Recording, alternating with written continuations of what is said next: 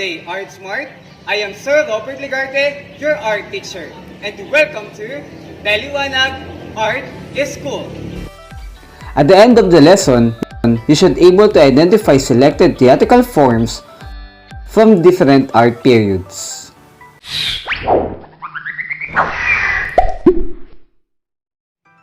To effectively learn the lesson, you should listen and watch the video carefully.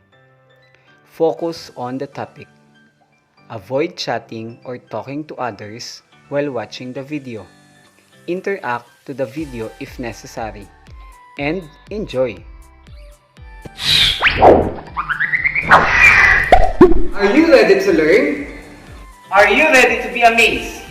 If yes, what are you waiting for? Get your pen, your paper, your learning activity sheets, and learner's pocket, and join me in this journey. In our last lessons, we have discussed about the painting, the sculpture, and the architecture in different era. Now, we will discuss another form of art. What is it? The theater. These are the objectives for this lesson. Number 1. Identify theatrical forms in different art periods. Number 2. Discuss the evolution of the theater in different periods. Number 3. Perform any theatrical forms identified in the lesson. Before we have our discussion, let me introduce to you my friend. He will bring you the thrill of learning. He is Arte. Hello Art Smart, I'm Artet. In this activity, you will identify whether the following statement is fact or bluff. You will write fact if the statement is true and bluff if it's not. So learners, are you ready? Let's have it. Number 1. Theme of the theater during medieval period focused on biblical stories. Your 5 seconds starts now.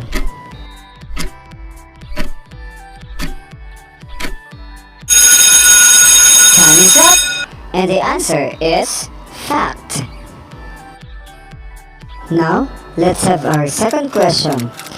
Tragedy deals with the tragic events that has an unhappy ending. You have 5 seconds to answer.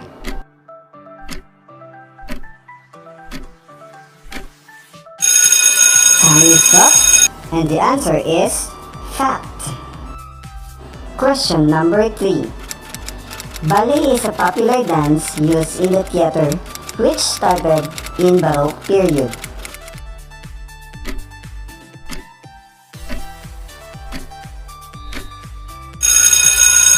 Time is up, and the answer is bluff. Ballet is from the Renaissance period. Question number 4. Lighting and the sound effects intensify the mood and message of each scene during Roman period. 5 seconds to answer. 5 seconds is over. The answer is bluff. It is the neoclassical period. Let us have the 5th and final question. Melodrama is an art form which singers and musicians perform a dramatic work combining text and musical score.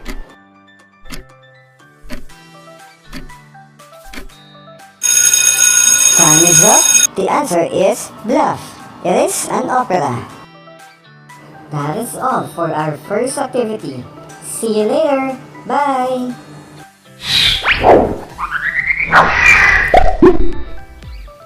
Thank you, Artek, for that wonderful and interesting activity.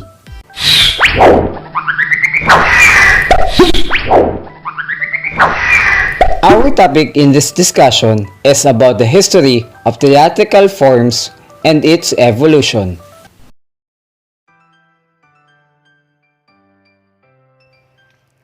Let's start with Greek theater. European theater began in ancient Greece with festivals honoring their many gods. One of these is Dionysus, the god of wine and fertility. There are three types of drama during Greek period, namely tragedy, comedy, and satire play.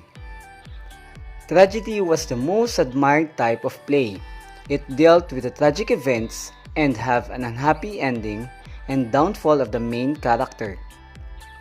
Thespis was the first actor and introduced the use of masks and was called the father of tragedy. In this play, women were not allowed to perform. During this time, there are three well-known Greek tragedy playwrights. We have Sophocles, Euripides, and Aeschylus. Another type of drama during Greek theater is the comedy. Comedy plays were derived from imitation. There were no traces of their origin. It is also known as the humorous play that makes the viewer laugh and smile. The third type of drama is the satire play. Satire play contains comic elements to lighten the overall mood and a serious play with a happy ending. During Greek period, theater buildings were called the theatron. The theaters were large, open-air structure constructed on the slope of the hill. They consisted of three main elements: the orchestra, the skin, and the audience. Let's move on with the Roman theater. The usual themes of the Roman theater plays were chariot races, gladiators, and public execution. They loved to watch combat, admire blood sports, and gladiator competition.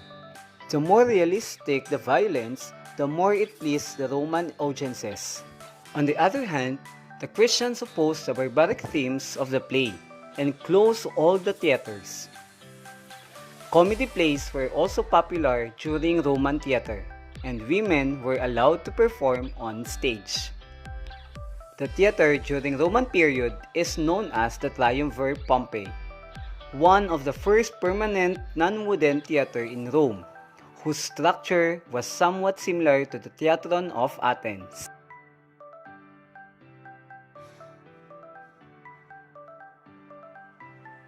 Let us now discuss about the medieval theater. During the medieval era, theater performances were not allowed throughout Europe. And to keep the theaters alive, minstrels performed in the market, public places, and festivals. In addition, churches in Europe started staging their own theater performances during Easter Sundays, with biblical stories and events. Eventually, some plays were brought outside the church due to their portrayal of devil in hell.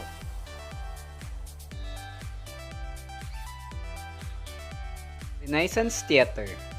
Renaissance art were characterized by the return of classical Greek in Roman arts and culture. During this era, public theaters were developed like the Commedia dell'arte, an Italian comedy, and a humorous theatrical presentation performed by professional players who traveled in troops, and also the elaborate mask.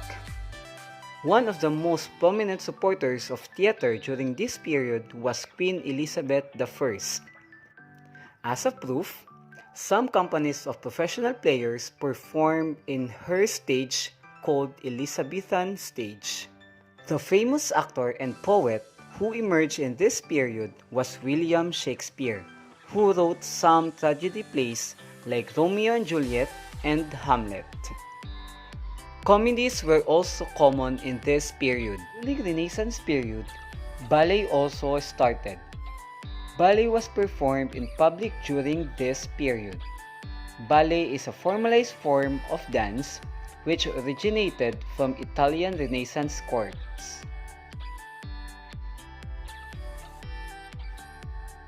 The next period is the Baroque period.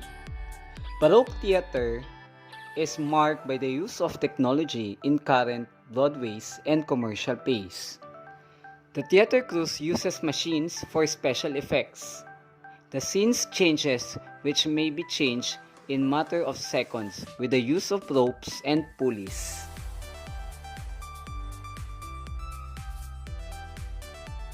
We also have the neoclassical theater. During the neoclassical period, the theater was characterized by its grandiosity. Costumes and sceneries were highly elaborated. The main concepts of the plays were to entertain and to teach the audiences lessons. At the same time, lighting and the sound effects intensified the mood and the message of each scene, enhancing the dramatic experience. During this period, people officially established just two types of plays. They have tragedy and comedy. Let's now have the Roman theater. During the Romantic period, melodrama and operas became the most popular theatrical forms. Melodrama can be described as dramatic work that puts character in a lot of danger in order to appeal to the emotions, in which orchestral music and songs were used to accompany the actions. On the other hand, opera is an art form in which singers and musicians perform a dramatic work combining text, which is called libretto, and musical score. Victor Marie Hugo is considered as one of the greatest and best-known French writers, and one of his works is the famous Les Miserables. He was a poet, novelist, and dramatist of the Romantic movement.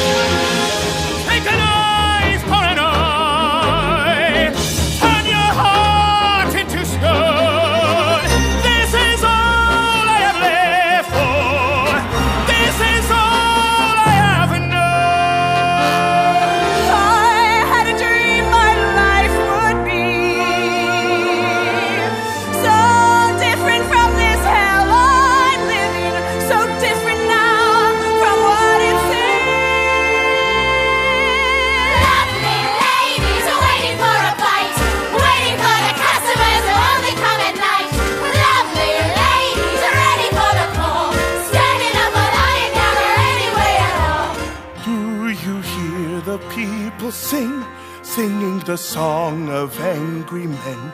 It is the music of a people who will not be slaves again. When the beating of your heart is the beating of the trust, there is a life about discovered tomorrow.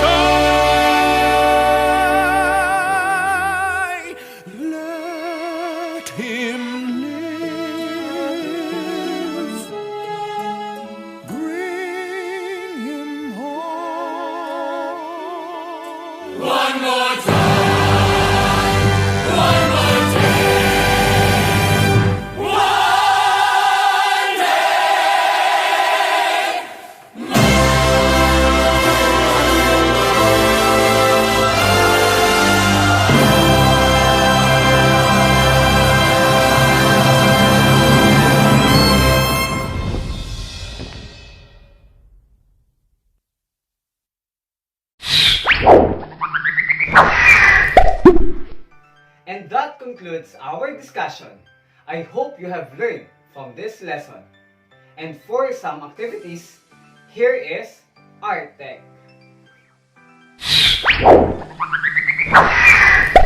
Hello Art Smart, I'm back. Since you have heard the discussion of the lesson, let us measure your understanding. Write your answer in your activity sheets. Let us have the activity number 2.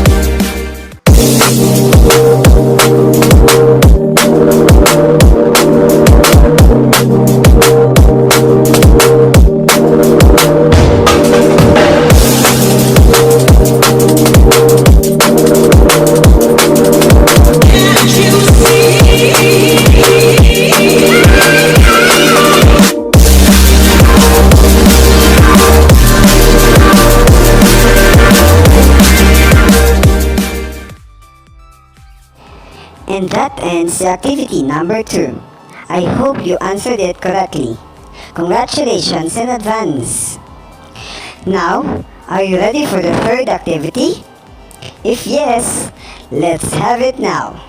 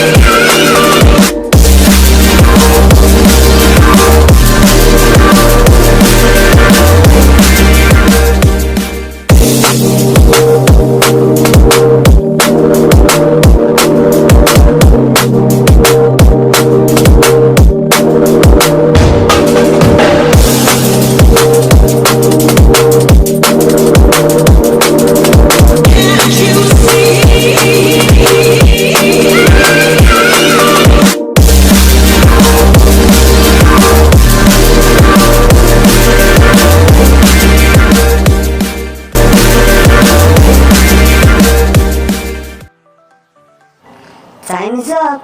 The time for third activity is over. I know you have finished it with the right answer. Get ready for your performance task. Bye for now, ArtSmart! Congratulations, learners! You are now in the last activity, the performance task. I have prepared 4 activities for you, and you will choose only one of them that may be suited to your interest, ability, and resources. So good luck, learners! Enjoy!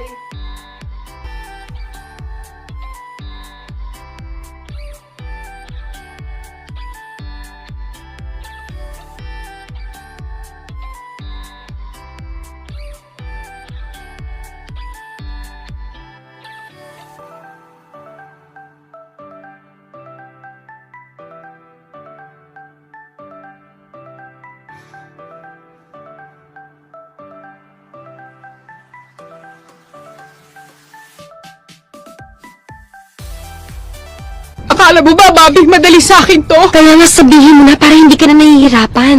Oo na! Aaminin ko na!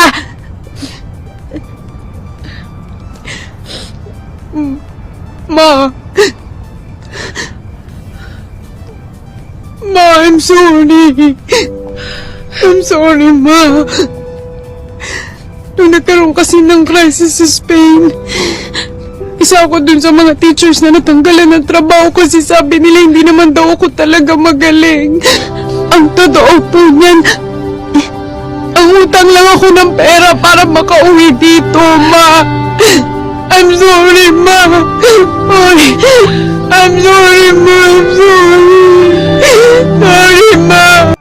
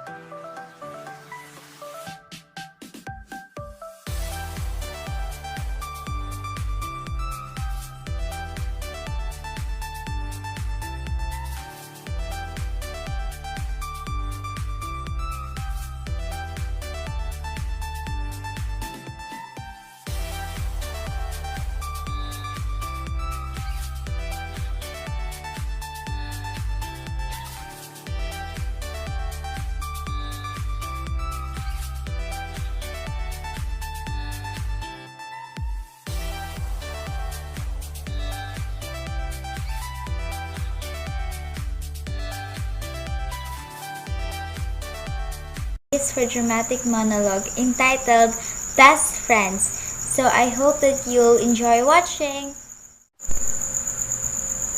Have you ever thought of changing yourself for once just to please everyone? Or have you ever told yourself that you regret of having this kind of life? No? Oh, because you're perfect. You're way too perfect. You've got a car, you've got a big house, you've got money, you've got a family you're dreaming for. You've got everything. You've got things I could never have.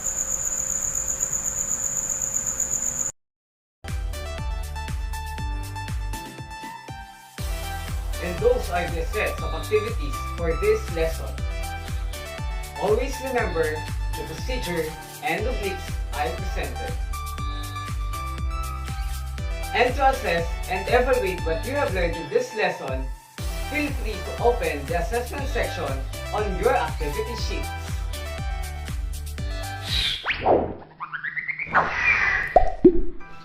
Very good, Art Smart. You did a great job.